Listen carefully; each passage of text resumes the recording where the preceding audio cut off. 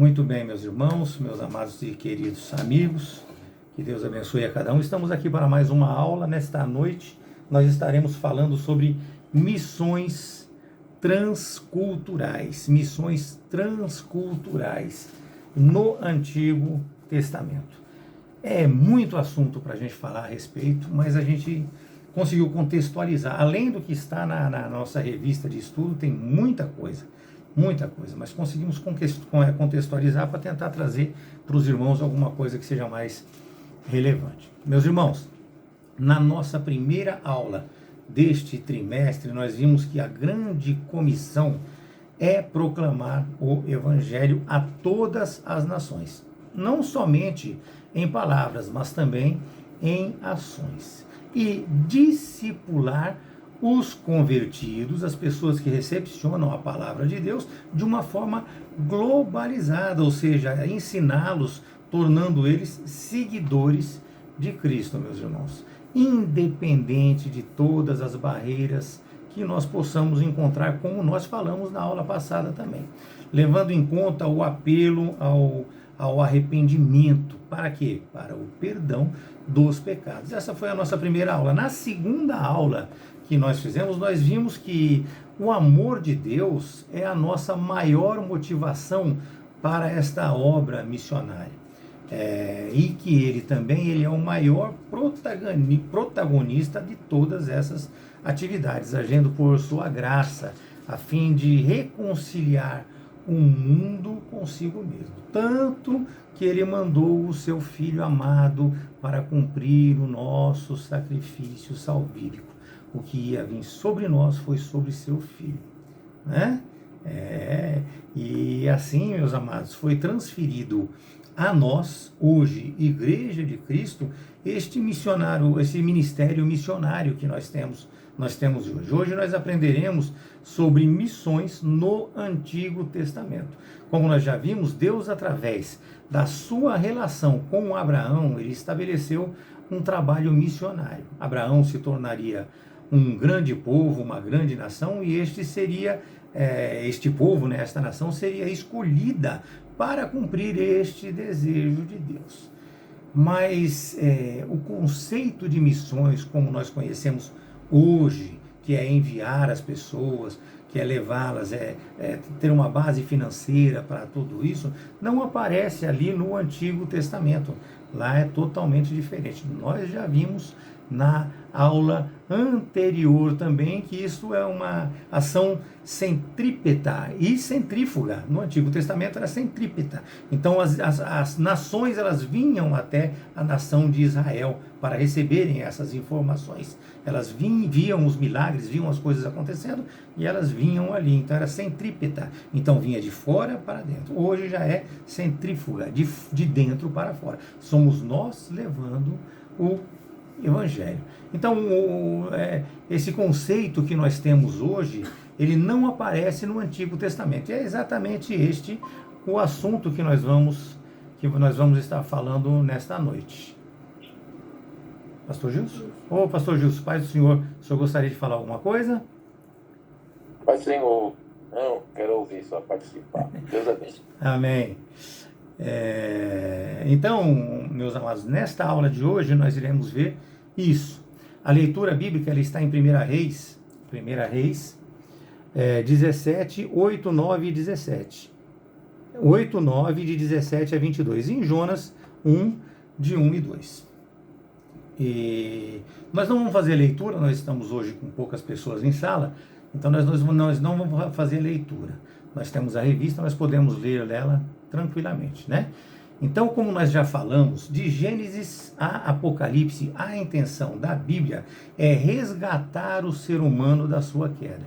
E isto pertence ao mundo todo, né? Pertence ao mundo todo.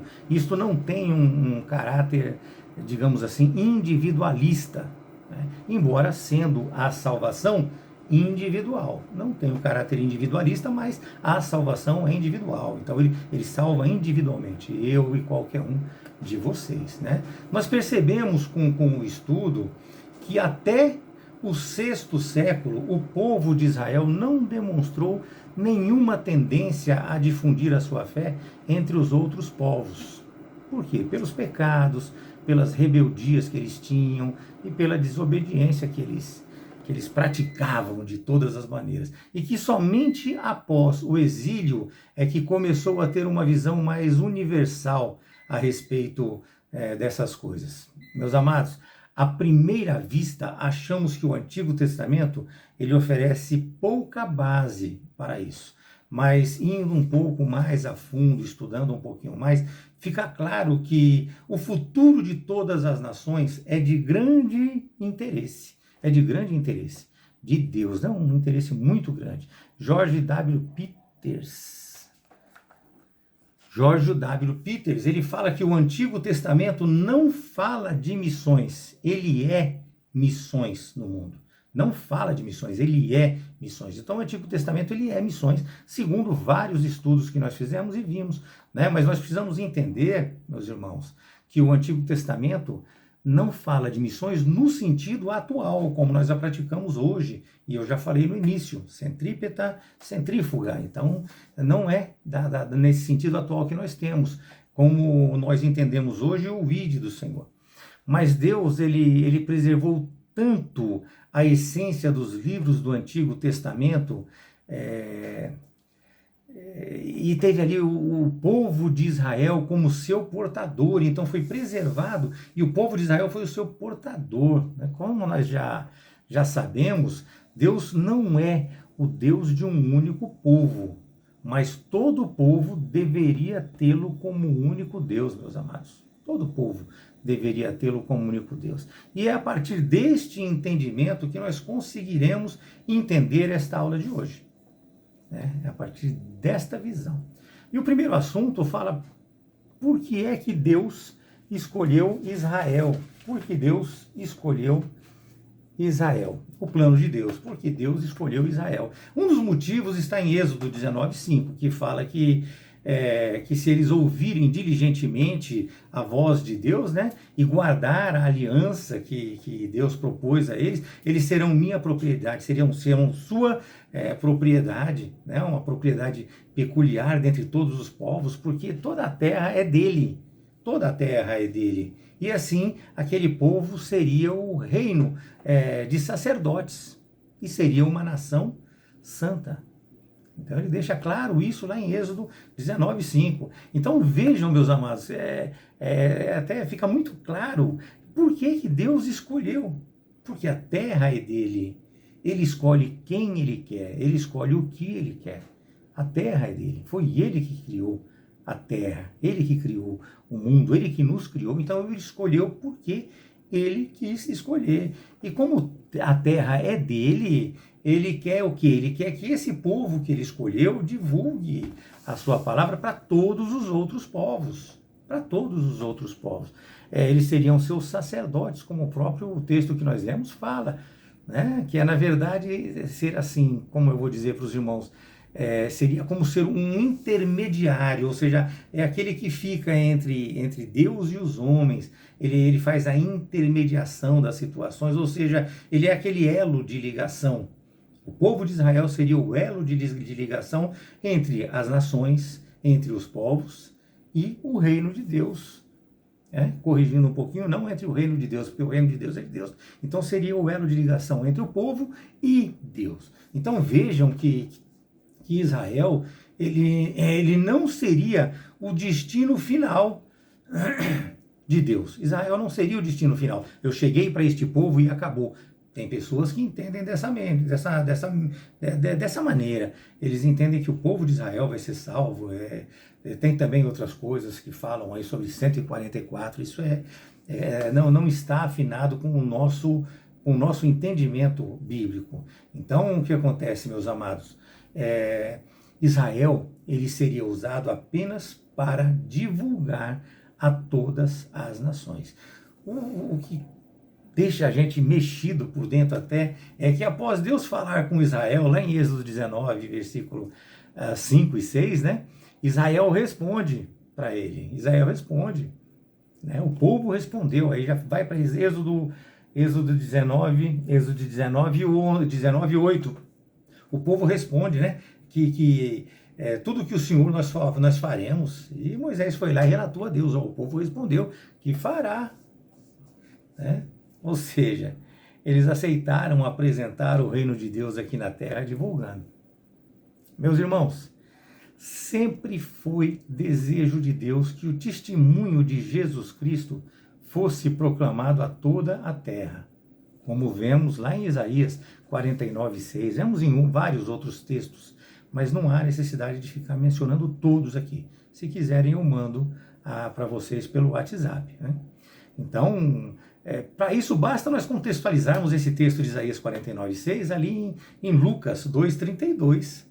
Ali está sendo expressado que é a grande comissão. Né? No Antigo Testamento isso quer dizer o que? O chamado de Abraão, lá em Gênesis 12, 1 e 3, que nós já falamos na primeira aula, na segunda aula. E o meio utilizado por Deus passa por Israel, devendo este ser o testemunho de Deus, meus amados. Nada além disso, e nada menos do que isso. Agora, o segundo tópico já deixa claro que eles falharam. A falha de Israel, o segundo tópico desse primeiro assunto, a falha de Israel, né? Eles se contaminaram sob influência de vizinhos pagãos. Deus queria que a santidade de Israel fosse um exemplo, que a santidade de Israel exercesse o poder de atração para o mundo, como se fosse um imã. As bênçãos que Israel recebia deveria funcionar como se fosse um imã. Mas isso não aconteceu, isso não ocorreu. Você se lembra que Moisés estava no monte e eles influenciaram Arão para que eles fizessem um bezerro de ouro? Êxodo 32:1. Né? Viu o povo que Moisés ele estava demorando para descer ali do monte, né? E aí o povo foi para cima de Arão lá e levanta-te, faz deuses para nós, porque nós não sabemos que horas que este que subiu vai descer, se é que vai descer, né? O homem que nos tirou do Egito, não sabemos o que terá sucedido a ele. É desta maneira, meus amados, que eles foram para cima de Arão para fazer. Vejam que há pouco tempo atrás eles haviam aceitado ser os intermediadores do reino de Deus e já estavam ali se desviando do caminho. Se envolveram também com religiões pagãs, além de fazerem distinções, para ficar na palavra correta, entre raças, entre nacionalidades. Né? E assim eles acabaram por abandonar o seu chamado para testemunhar sobre o reino de Deus. Se nós lermos, não vou ler, não está na escola bíblica, os estudos que eu fiz não estão também nos estudos que eu fiz, nas pesquisas que eu fiz, inclusive de outras pessoas que dão aula, não está. Mas eu gostaria que os irmãos oportunamente lessem o capítulo 5 de Ezequiel. Ezequiel, capítulo 5. Pode até estar no comentário de alguém, mas nos que eu pesquisei eu não achei. Né? Ali fala muito, meus irmãos, sobre o sentimento de Deus com relação à postura e o comportamento do povo de Israel. Ali ele fala tudo o que ele acha, tudo o que ele pensa, mostra as consequências. Meus irmãos, existem vários relatos dos desvios dos israelitas. Tá? Tendo, inclusive, todos nós sabemos disso, sido feitos eles cativos lá na Babilônia. E com tudo isso, Israel não deixou de ser bênção para as nações. Não deixou de ser bênção para as nações. E assim muitos vão pensar que é por isso que o trabalho de evangelizar veio a nós. Muitas pessoas comentam, né? A gente está evangelizando porque Israel não conseguiu. Então, estão tudo enganado, meus irmãos. Está todo mundo enganado nesse sentido. Nós somos tão falhos quanto Israel. Tão falhos quanto Israel. Não há nem como se pensar de que nós viemos para substituí-los nesse sentido. Inclusive hoje, nós estamos falhando no sentido também, inclusive da divulgação. Nós precisamos melhorar e muito. Cheios de pecado, cheios de erro também. Nem divulgar nós divulgamos. É muito difícil essa relação. E muitas pessoas acham que nós viemos substituir eles. né? Hoje, é lógico que a gente não fala por nós, a gente fala pelo que a gente vê na internet. Nós vivemos outra situação, graças a Deus, mas hoje se anuncia o evangelho egoísta, anuncia-se aquilo que não é o verdadeiro evangelho. Estou falando do ídolo do Senhor sendo cumprido nessa geração, nesta época nossa agora. Estou falando disso. Então não se apresenta o verdadeiro evangelho, salvo algumas igrejas. Eu já mencionei que nós somos abençoados nesse sentido, né? Hoje se contamina o evangelho com vontades pessoais, com satisfações de ego, com materialismo. Na verdade, pelo que se é colocado em alguns púlpitos, lá estão os santos, só aquelas pessoas são santos, lá estão os santos. E na nave da igreja estão quem? Os carentes, os necessitados, os ímpios, os que estão errados, aqueles que precisam ser corrigidos. Nós entendemos que a igreja é um hospital e nós chegamos lá doente, mas todos nós somos considerados doentes. Inclusive nossos pastores falam isso para nós. Todos nós somos pecadores. Estamos aqui na dependência total de Deus, mas não são todas as igrejas que falam desta maneira, né? Enfim, aqueles que precisam ser dominados e levados a glorificar o homem que está ali na posição de mediador. Então, isso tudo é uma espécie de um marketing que é feito para que eles possam exercer o domínio das pessoas. Né? Então nós hoje estamos também falando e estamos também agindo errado, como fez Israel. Mas o importante aqui não é nós culparmos eles nos culparem, ou um aqui culpar o outro, mas sim que isso possa servir de alerta para todos nós a respeito dessa falha e corrigir isto. Nós temos o dever de corrigir isso, nos recolocando no caminho do Senhor, no caminho de um evangelho. No caminho de um evangelho cristocêntrico, aquele que tira o homem e devolve Cristo para a posição que ele é devida. Simples, simples. O ser humano ele precisa começar a prestar atenção muito nisso, porque a gente, como eu vou dizer para vocês, você começa com humildade, você começa com simplicidade, você começa buscando, adorando, se entregando, e de repente você começa a ver que você está se desenvolvendo, que você está fazendo, que você está sendo, que você está crescendo, e aí você começa a crescer por você mesmo e começa a ficar grande demais, até Deus se torna pequeno na sua visão. Não estou falando de nós, claro, eu estou dando uma aula para os irmãos. Deus começa a ficar pequeno na relação com você e você começa a se achar superior a tudo isso, né? Superior a tudo isso. Então é muito difícil, meus irmãos. Né? E o terceiro tópico desse primeiro assunto, ele vem falar para nós o quê? Como é que Israel contribuiu, mesmo estando com todos aqueles erros, cometendo todos aqueles pecados, né? Eles receberam e preservaram os escritos do Antigo Testamento, ok? Então eles receberam e preservaram os escritos do Antigo Testamento. Eles traduziram ele para o grego, que era a língua predominante naquele período. Os escribas, eles mantiveram vivas a ideia de que os povos e as nações ouviriam a palavra de Deus e responderiam a ela, vindo assim Jesus Cristo como a palavra encarnada para Israel, como Salvador do mundo. E assim, meus irmãos, embora falhando em sua missão, Israel contribuiu na revelação do plano de Deus ao mundo. E nós temos hoje as Escrituras Sagradas, graças a Deus, a eles também que fizeram a sua parte. Se nós temos o Antigo Testamento, que eles chamam, no caso de Taná, é graças aos judeus, que tinham todo um cuidado ao escrevê-la. Todo o cuidado, eles implementaram vários métodos para escrever. Eu vou citar para vocês apenas um deles. Um dos métodos era o quê? Era contar a quantidade de letras. Contar a quantidade de letras.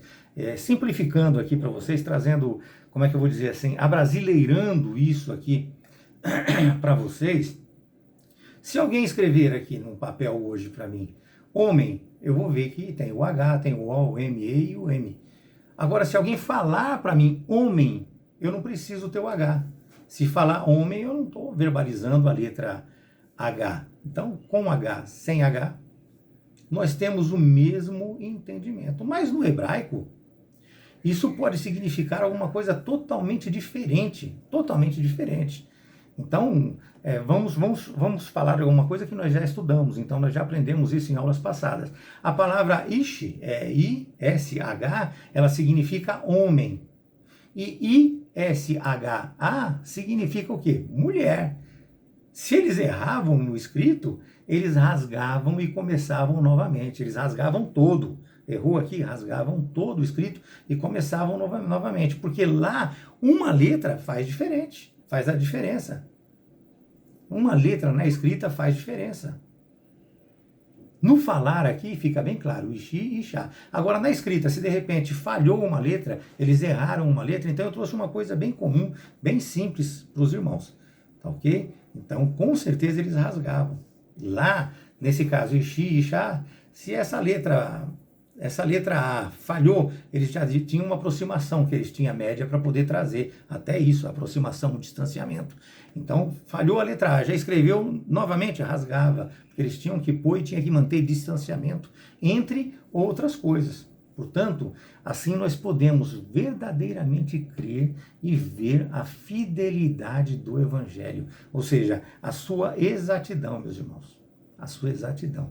Jesus e os apóstolos, na época de Cristo, eles usavam o que? A Septuaginta. Ela foi feita por 70 eruditos hebreus, ela foi feita, quando eu falo feita, é escrita, toda preparada, 250 anos antes de Cristo. Inclusive,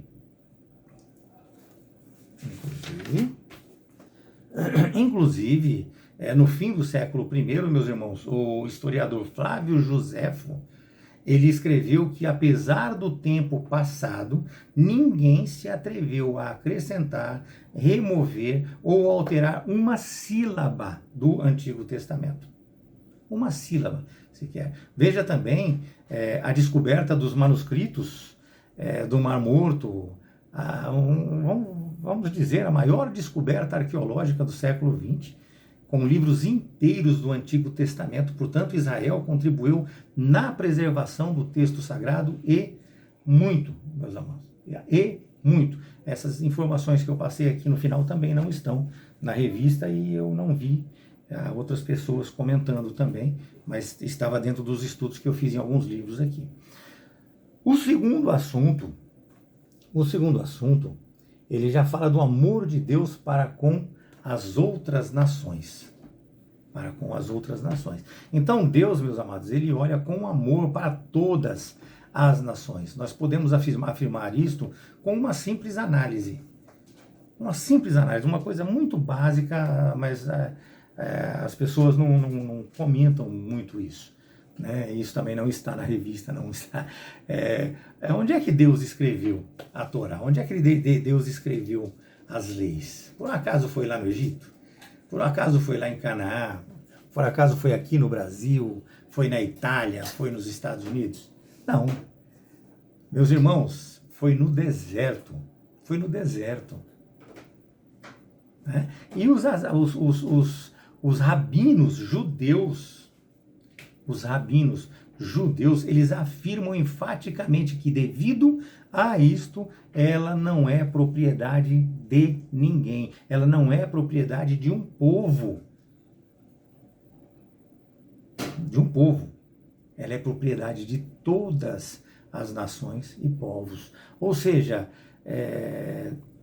ela é uma propriedade da humanidade. E como vemos, vários países têm, inclusive o Brasil, vários países a têm como base da elaboração da sua Constituição, de regras, de normas, de direitos humanos.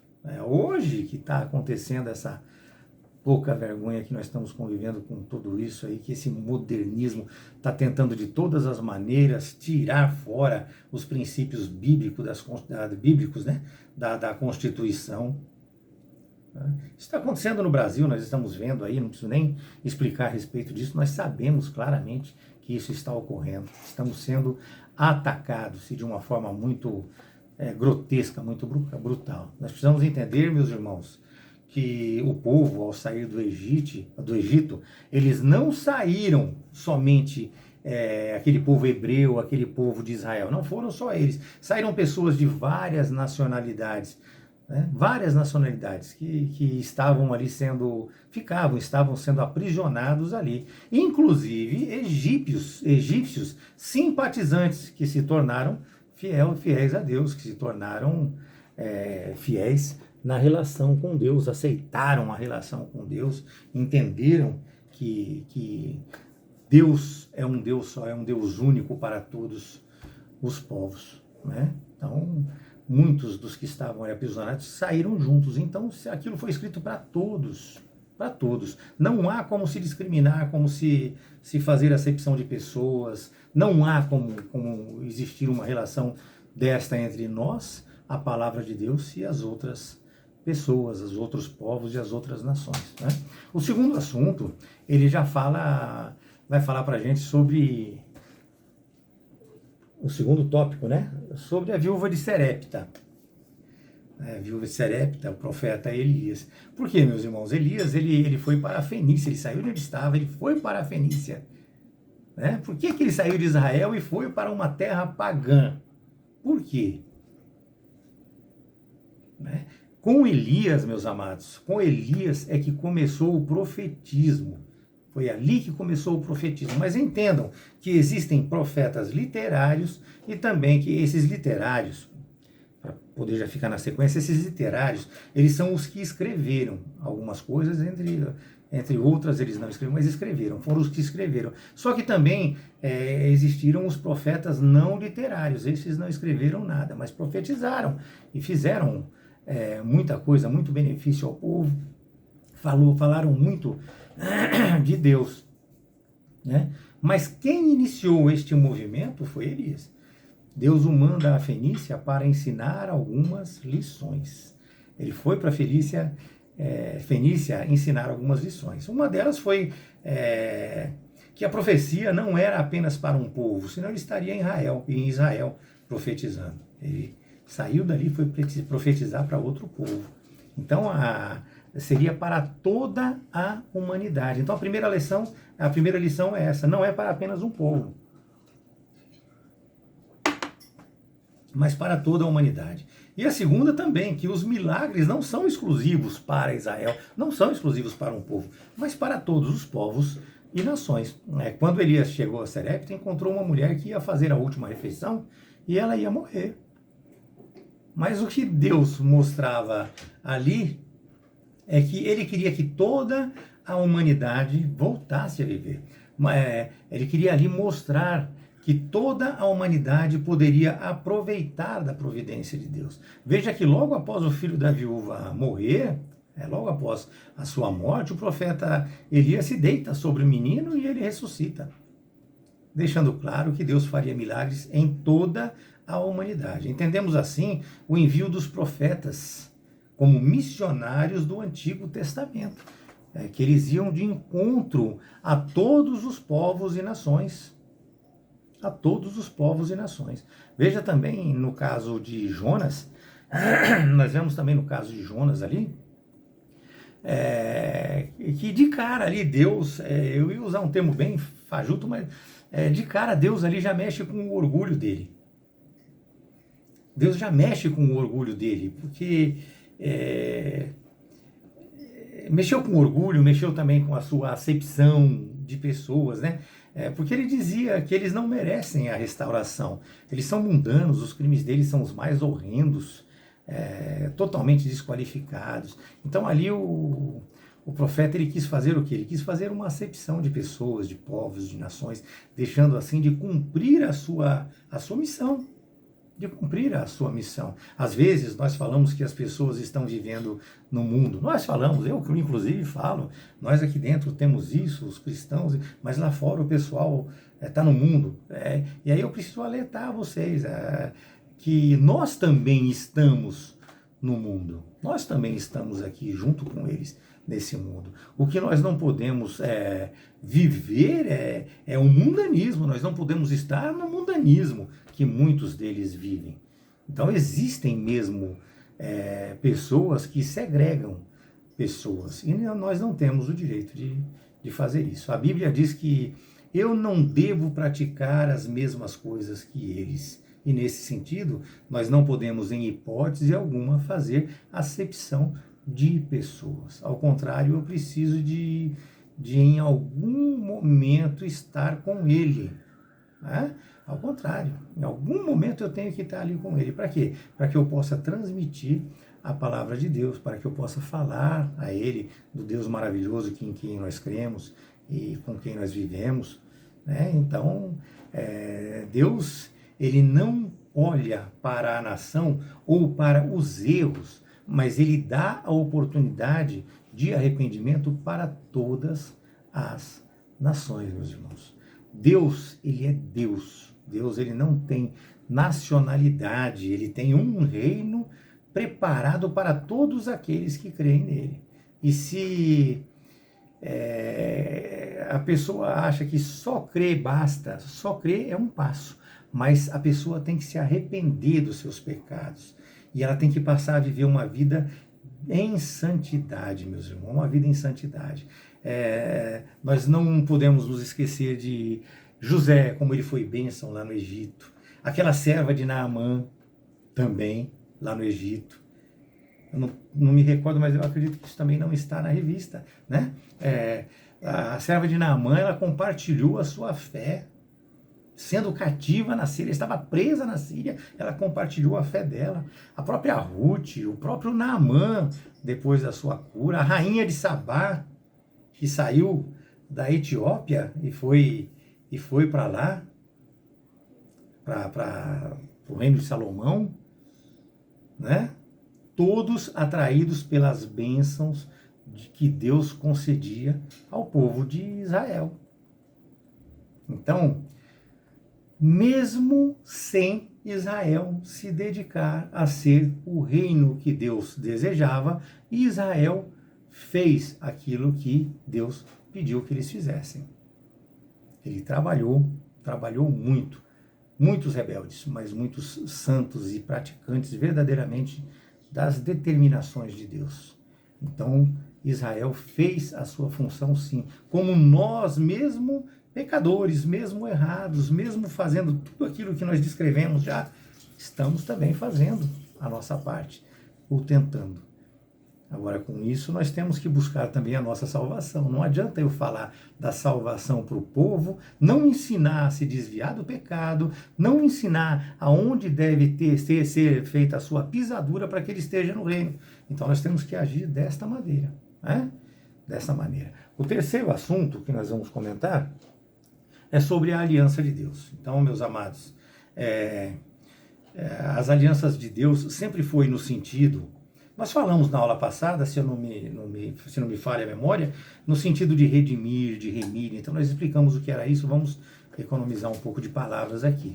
Então ele sempre ele fez essas alianças buscando redimir e remir o povo, mas o povo de um modo geral, toda a humanidade, não somente um povo ou uma nação. Então toda a aliança dele é feita com o mundo.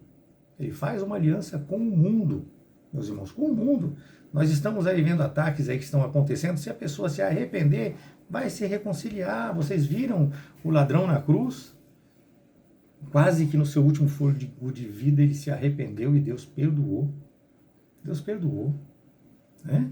A ideia de escolher um povo foi para quê? Foi para poder anunciar o seu evangelho, para anunciar o seu reino. Mas a salvação está sempre e estará sempre posta para toda a humanidade. Não se esqueçam disso, nunca. Tanto que a promessa de Gênesis 2,15 é para toda a humanidade. 2,15 para toda a humanidade. Eu não estou enganado agora, eu estou falando sobre Gênesis 3,15 também. Então temos 2,15 e nós temos 3,15. Ele fala que ali ele colocará a inimizade entre a mulher e a serpente, entre a sua descendência e o seu descendente, e este te ferirá a cabeça e tu lhe ferirá o calcanhar. Então ele fala aqui sobre toda a descendência de Adão, toda a descendência de Adão, meus irmãos. É desta maneira que nós precisamos entender o contexto desta aula aqui. Nós vemos claramente também que existe uma aliança condicional e a outra que é incondicional. A aliança incondicional deixa claro que ele sempre vai te amar, sempre, em qualquer hipótese. O seu amor ele não oscila diante daquilo que você faz, diante daquilo que você pratica. Ele não oscila. Se você orar hoje 2 horas e amanhã você não puder orar, ele te ama do mesmo jeito. Se você ler a Bíblia hoje e amanhã você não puder ler, ele vai te amar da mesma forma, na mesma intensidade. Ou seja, o amor de Deus, ele não tem sombra de variação. Não tem sombra de variação, meus irmãos. Mas nós temos também a aliança condicional. E aí é que a coisa aperta um pouquinho para nós aqui. Nós temos a aliança condicional, ou seja, é mediante a sua resposta a esse amor dele que ele vai te separar. Ele vai te separar, ele vai te escolher. E te separando, passa aí a existir uma promessa.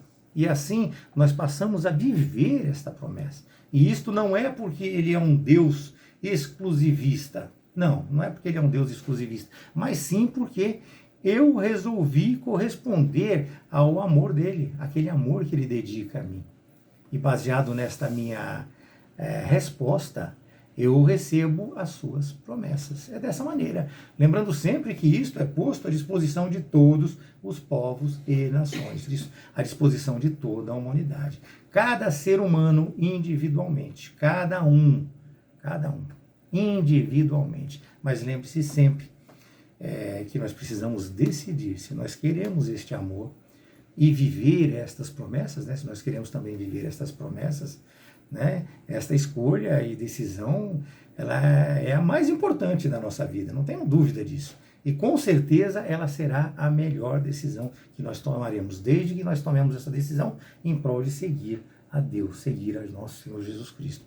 Mas vamos analisar um texto muito importante. Um texto muito importante que eu acho extremamente necessário nesse momento.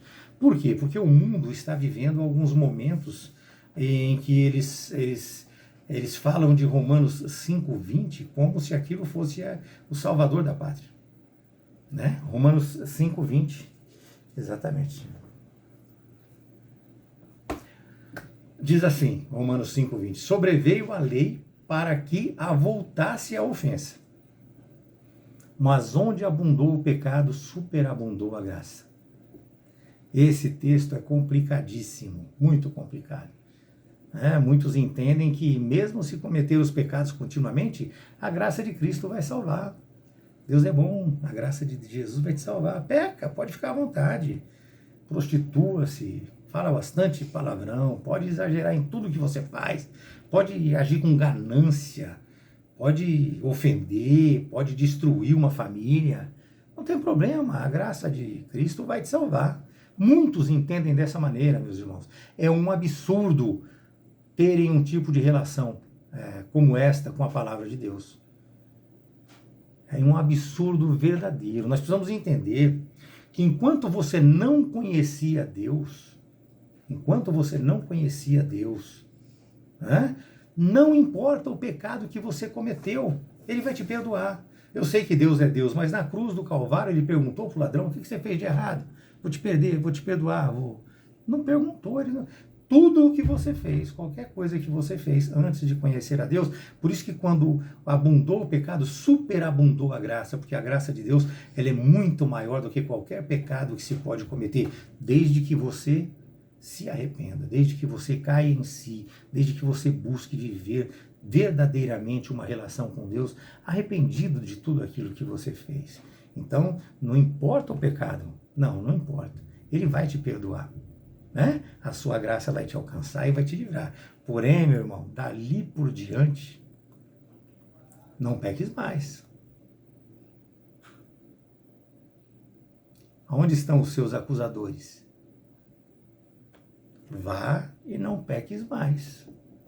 É desta maneira que nós precisamos entender esse texto de Romanos. É desta maneira. Nós precisamos, a partir do momento que nós conhecemos a Cristo, conhecemos a Deus, começamos a nos relacionar com Ele, nós temos que estar livres de todos os pecados. Nós precisamos nos encher do Espírito Santo de Deus. Meus irmãos, a lei, ela foi um fim em si, ela nunca foi um fim em si mesmo. Ela nunca foi um fim em si mesmo. Ela não resolvia o problema.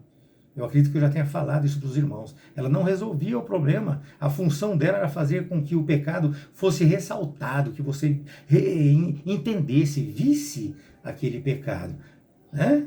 Que ele fosse ali ressaltado. Então, que fortalecesse dentro de você o sentimento de necessidade da graça de Deus para te salvar. Gálatas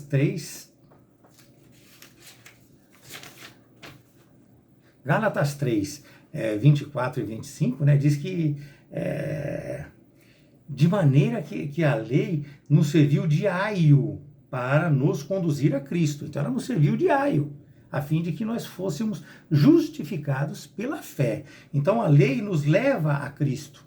A lei nos leva, ela serviu de aio para nos dar o caminho, então ela nos leva a Cristo. Mas a partir do momento que nós nos relacionamos com Cristo e nós vemos em nós a fé, já não permanecemos mais subordinados ao aio, ou seja, à lei, né? Não somos mais subordinados a ela, porque o amor de Cristo nos permite viver os frutos do Espírito Santo. Nós falamos muito sobre os frutos do Espírito Santo, então eu não vou comentar com os irmãos hoje, né?